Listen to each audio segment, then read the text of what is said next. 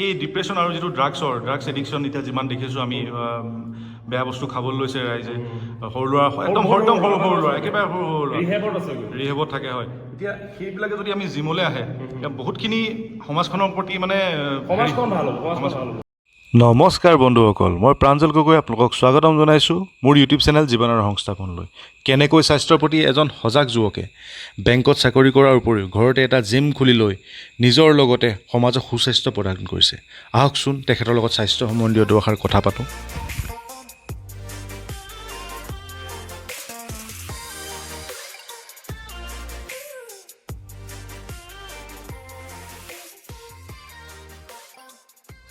অভিজিত, স্বাগতম জনাইছোঁ তোমাক মোৰ নতুন ইউটিউব চেনেললৈ। ধন্যবাদ। এতিয়া তুমি ক'ত চাকৰি কৰা, কি কৰা, কেনেকৈ কি কৰি আছা এতিয়া? হয় নমস্কাৰ, মই অভিজিত বৰগোহাঁই। মোৰ ঘৰ চৰাইদেউ জিলাৰ মাইবেলাত। মোৰ জিমটোৰ নাম হ'ল মাছলটেক জিম।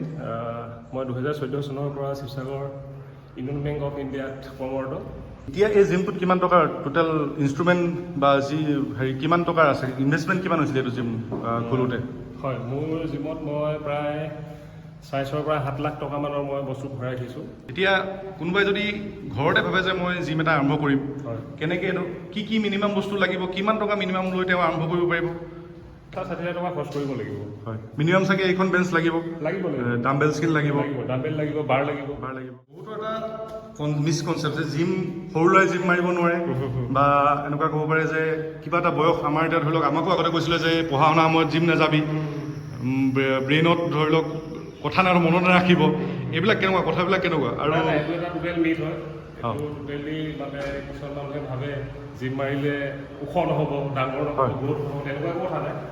ল'ৰা বা ছোৱালীজনী যেতিয়া 15 বছৰ পাৰ হৈ যায় বা 16 বছৰ ভৰি দিয়ে, তেতিয়া যিকোনো পুৰুষ মহিলা জীৱনত মেইনলি জিম কৰি থাকিলে কি লাগে?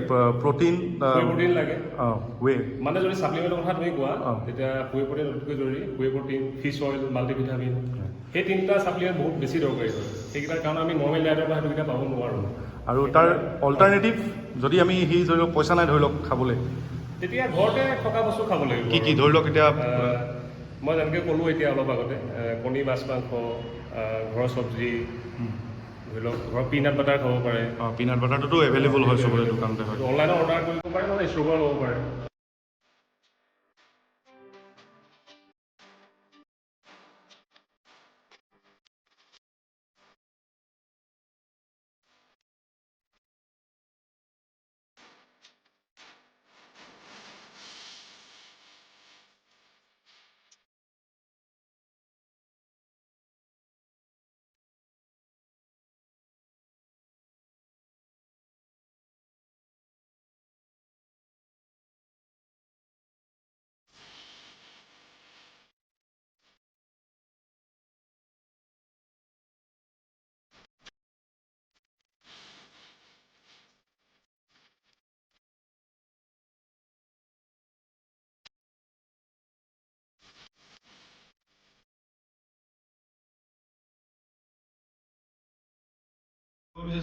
জিম বহুত আছে, বহুত জেগাত জিম আছে, বহুতে জিম কমাৰ্চিয়েল জিম আছে।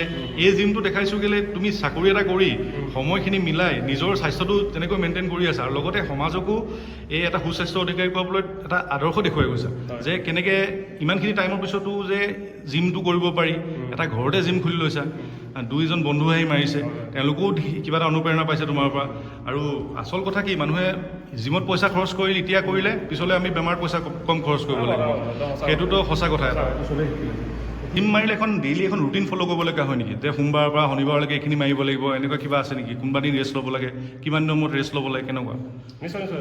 মানে জিম বুলিয়ে নহয়, ৰুটিনটো প্ৰতিটো আমাৰ দৈনন্দিন জীৱনতে ৰুটিনৰ অতিকৈ প্ৰয়োজন।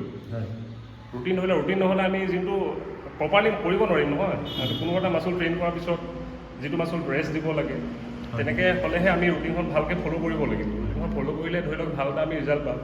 ৰুটিন নাথাকিলে আমি মানে নহ'ব, মানে ৰুটিন লাগিবই। হয়, আমাৰ এক্সাৰচাইজ নিয়মীয়াকৈ কৰা আৰু জিমত এক্সাৰচাইজ কৰা। ধৰি লওক কোনোবাই ৰাতিপুৱা এক্সাৰচাইজ কৰে, ঘৰতে এক্সাৰচাইজ কৰিলে, ফ্ৰী হেণ্ড কৰিলে, আৰু জিমত কৰা, দুয়োটাৰ মাজত পাৰ্থক্যটো কেনেকুৱা? আৰু হয়, ফ্ৰী বডি ৱেইট এক্সাৰচাইজ কৰা আৰু ৱেইট ট্ৰেইনিঙৰ মাজত যথেষ্ট পাৰ্থক্য আছে। পাৰ্থক্য কিয় আছে? আমি যদি একচুৱেলি মাচুল বিল্ড কৰিব বিচাৰিছোঁ, আৰু মাছল বিল্ডৰ টোটেলি চায়েন্স হয় যদি মাছল বিল্ড কৰিব বিচাৰিছোঁ আমি ৱেইট ট্ৰেইনিং কৰি মাছল ফাইবাৰখিনি ব্ৰেকডাউন কৰিব লাগিব হয় আৰু তাতে যদি আমি তুমি যদি কোৱা যে আমি ফ্ৰী ৱেইট লৈ বডি ৱেইট এক্সাৰচাইজ কৰোঁ তেতিয়া বডিটো অকল টনিংহে কৰিব পাৰিবা তুমি বডিটো ষ্টিমুলেট কৰিব পাৰিবা কিন্তু মাছলটো গ্ৰ'থ কৰিব নোৱাৰিবা চেম থাকি যাব কিন্তু বডি যদি ভাল শ্বেপ দিব বিচাৰা ন তেতিয়া ৱেইট ট্ৰেইনিং কৰিবই লাগিব প্ৰতি আজিকালি সজাগ হোৱাৰ বহুত প্ৰয়োজন আজিকালি আপুনি তোমালোকেতো দেখিছাই কিমান বেমাৰ আজাৰ কিমান ৰোগ ব্যাধি দেখা দিছে হয় হয় প্ৰেছাৰ ডায়েবেটিছ হওক হতাশা হওক ডিপ্ৰেশ্যন হওক মানুহৰ মনটো ভাল লাগি নাথাকে তাৰপিছত যেতিয়া মানুহ একদম এক্সট্ৰিম লেভেলত যায় তেতিয়া ডক্টৰৰ ওচৰলৈ যায় তেতিয়া লাখ টকা খৰচ কৰি দিয়ে কিন্তু নিজৰ বডিটোৰ নামত তেওঁলোকে 500 টকা এটা মান্থলি দিব নিবিচাৰে সেইটো আচলতে বেয়া কথা তেওঁলোক মানে যদি মানে অভিভাৱক বিচাৰে যে মোৰ সন্তানটো ড্ৰাগছৰ প্ৰতি এডিক্ট নহওক ৰাগিয়াল বস্তুৰ প্ৰতি এডিক্ট নহওক তেতিয়া মই ভাবোঁ তেওঁলোকে জিমত যিকোনো এটা জিমত মোৰ জিম বুলি নহয় অঞ্চল বিশেষ বহুত জিম আছে তেওঁলোকৰ জিমত নিজক ল'ৰা ছোৱালীক এডমিশ্যন কৰাই দিব লাগে এটলিষ্ট তেওঁলোক ছেফ থাকিব পাৰিব আজিকালি ল'ৰা ছোৱালীক মুখে কথা কৈ লাভ নাই তুমি হাতে কামে কৰি দেখাব লাগিব তুমি মুখে এগালমান কথা তেওঁলোক কেতিয়াও ফ'ল' নকৰে তেওঁলোকে দেখিলে তুমি যদি তেওঁলোকৰ আদৰ্শ হ'ব বিচাৰা তেতিয়া নিজে কৰিব লাগিব মনটো একচুৱেলি দৃঢ় হ'লে সকলো কাম কৰিব পাৰি আৰু আত্মবিশ্বাসে মেইন আৰু যদি চেল্ফ মটিভেট কৰিব পাৰা এই সময় নাই বুলি এইটো এটা এক্সকিউজ মানে ডাঙৰ এক্সকিউজ মই সময় মিলাব নোৱাৰোঁ এইটো মই নাভাবোঁ এইটো যদি নিজৰ স্বাস্থ্যটো ভাল পোৱা নিশ্চয়কৈ সময় সকলোৱে মিলাব পাৰে ধন্যবাদ সকলোকে আপোনালোকৰ ইমান মৰম চেনেহৰ বাবে সকলোৱে ছাবস্ক্ৰাইব কৰিব শ্বেয়াৰ কৰিব আৰু কাষতে থকা বেল আইকনটো টিপিব আৰু আমাৰ আহিব লগা অন্য সকলো ভিডিঅ'ৰ ন'টিফিকেশ্যন পাবৰ বাবে ধন্যবাদ